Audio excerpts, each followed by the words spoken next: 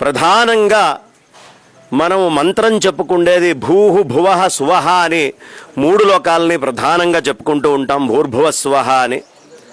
అందులో ఇప్పుడు చేసినటువంటి యజ్ఞము 7 రకాలైనటువంటి ఈ శరీరంలో నిరాకారంగా ఉన్నటువంటి ఆ పరమాత్మ నుంచి శక్తి, నిరాకారమైనటువంటి ఒక శక్తి బ్రహ్మాండం అంతా వ్యాప్తి చెందింది.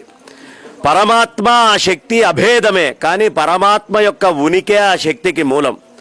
అలాంటి ఆ శక్తి బ్రహ్మాండమంతా వ్యాపించి ఉన్నటువంటి ఆ శక్తి సప్త ప్రాణాలుగా ఈ శరీరం లోపల ఉందండి అన్నారు.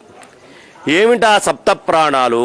ప్రాణ, అపాన, వ్యాన, ఉదాన, సప్రాణ, మూల ప్రాణాలు అని 7 ప్రాణాలుగా విశేషంగా చెప్పబడుతోంది.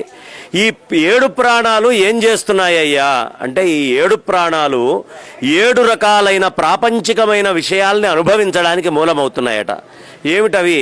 శబ్ద, స్పర్శ, రూప, రస, గంధ, మనో, జీవులు అనేటటువంటి 7 రకాలైనటువంటివి ఎక్కడ అనుభవిస్తున్నాయ్యా?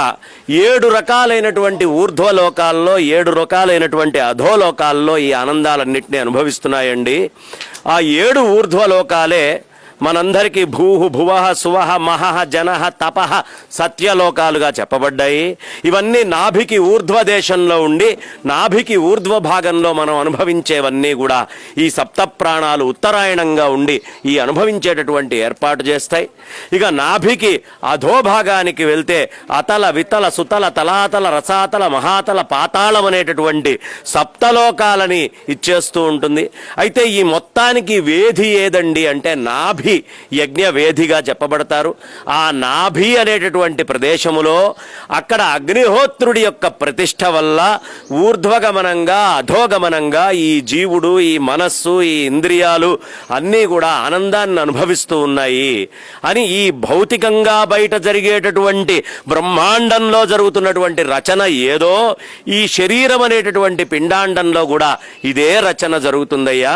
ఈ అగ్నిహోత్రం లోపల ఇప్పుడు అనేకమైనటువంటి వస్తువులు, మనకి రకరకాలైనటువంటి ఫలాలు, సమిధలు అన్నిటినీ తీసుకొని వెళ్ళాం. ఎలా అయితే ఈ మనస్సు, బుద్ధి ఇవన్నీ సమిధలని చెప్పుకున్నామో, ఈ జీవుడు ఈ చక్కగా శబ్ద, స్పర్శ, రూప, రసగంధాలనేవి సమిధలుగా చెప్పామో, అలాగే ఈ సమిధలన్నీ కూడా ఈ యజ్ఞము అనేటటువంటి నాభి అయిన వేదిలో మనం వేస్తే, ఈ వేదిలో వేసినటువంటివన్నీ కూడా భూహు భువః సువః సత్యలోకం దాకా పాకటమే కాకుండా ఈ జీవుడు అధోలోకము నుంచి కిందకి వెళ్ళి పైదాకా కూడా సమస్తమైనటువంటి బ్రహ్మాండంలో ఉండే అన్నిటినీ అనుభవించగలడు అని చెప్పడానికే మనకి గాయత్రి మంత్రార్థమైనటువంటి మూలమంతా కూడా ఈ యజ్ఞమునందు నిమిడీకృతం చేసి మన వాళ్ళంతా కూడా దాని యందు దాచిపెట్టి కాపాడారు.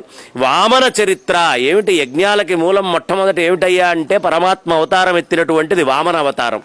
ఈ వామన అవతారంలో ఏం చేశాడండి ఆయన అంటే, అంతకుముందు ప్రహ్లాదుడి యొక్క అనుగ్రహం వల్ల బ్రహ్మాండమంతా నిండి ఉన్న పరమాత్మ ఒక చిన్న అణువు రూపంలో స్తంభంలోకి వచ్చి కూర్చున్నాడు.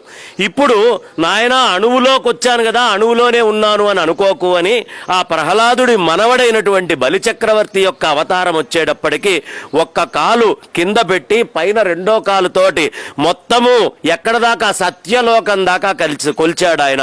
భూహు భువః మా ఓం భూహు భువః సువః మహః జనః తపః సత్యలోకాల దాకా కూడా ఆయన పూర్తిగా ఒకసారి కొలిచి ఆ సత్యలోకంలో ఆయన యొక్క పాదము యొక్క అంగుళీయకం నుంచి గంగాజలము ఉద్భవించి ఆ గంగ ఎక్కడి దాకా వెళ్ళిందయ్యా? పూర్ణ పాతాళం దాకా వెళ్ళింది అని ఇప్పుడు మనం సాకారంగా వేసినటువంటి ద్రవ్యాలన్నీ కూడా ఊర్ధ్వలోకానికి వెళ్ళి, అందుకనే మయి మేధాం ఏమేమి అడుగుతున్నాం?